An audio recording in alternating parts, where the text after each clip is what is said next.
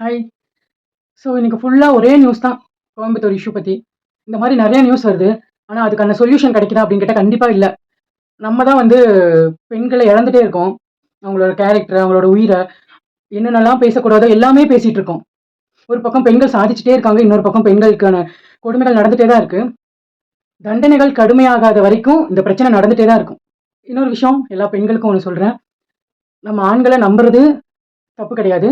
But எல்லா நேரமுமே நமக்கு சேஃபாவும் இருக்கும் அப்படின்றது நம்ம அதுக்கு உறுதியே குடுக்க முடியாது. ஒரு 4, 5 பேர் ஒட்டுக்கா வந்தாங்கன்னா, அந்த பையனாலயும் ஒண்ணுமே பண்ண முடியாது.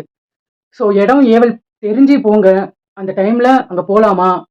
அப்படின்றது. ஃபோன்ல பேசணும் அப்படின்னா, ஃபோன்ல பேசுங்க. டைம் ஸ்பெண்ட் பண்ணணும் அப்படின்னா, வீட்ல ஸ்பெண்ட் பண்ணுங்க. அப்பா, அம்மா கிட்ட சொல்லுங்க. உங்களுக்கு என்ன ஃபீலிங்ஸ் இருக்கு? என்ன ஏது அப்படின்றத அவங்க கிட்ட சொல்லுங்க. அவங்க ஏத்துக்காட்டியுமே முடிஞ்ச அளவுக்கு புரிய வைங்க.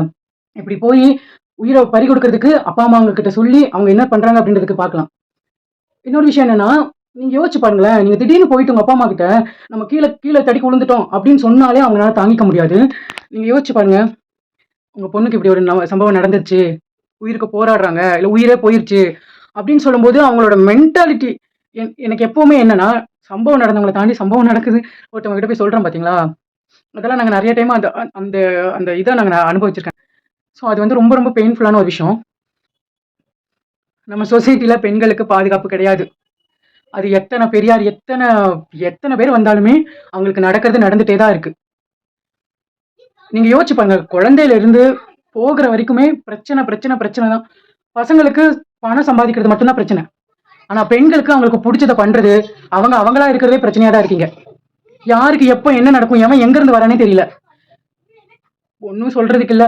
தண்டனைகள் கடுமையாகாத வரைக்கும் நம்ம எல்லாத்தையுமே இழந்துட்டே தான் இருப்போம். அவங்கள புடிச்சுட்டேன்றாங்க, அவங்கள மாறிடுன்றாங்க. அது எத்தன ஆட்கள் வந்தாலும் மாறிடுன்றாங்க. எதுவுமே இங்க மாறல. இன்னைக்கு இங்க ஒரு நியூஸ் நடக்குதா? இன்னும் கொஞ்ச நாள் கழித்து இன்னொரு நாள் நடக்கும். இன்னொரு இடத்துல நடக்கும்.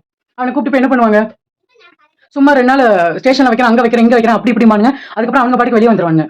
ஆனா அந்த பாதிக்கப்பட்ட குடும்பமும், அந்த பாதிக்கப்பட்ட பொண்ணும் படுற வலிய வந்து யாருனாலயுமே எக்ஸ்பிளைன் பண்ண முடியாது. ஸோ பார்த்து சேஃபா இருங்க. வார்த்தைகள கொட்டாதீங்கங்க. நம்ம பேசுறது ரொம்ப ரொம்ப ஈஸி. ஆனா அவங்க வந்து அத ஏத்துக்கிறதுன்றது முடியாத ஒரு காரியம். இதே நம்ம வீட்லயோ, இல்ல நமக்கோ நடக்கும்போது மத்தவங்க பேசும்போது எப்படி வலிக்கும் அப்படின்றத கொஞ்சம் புரிஞ்சுக்கோங்க.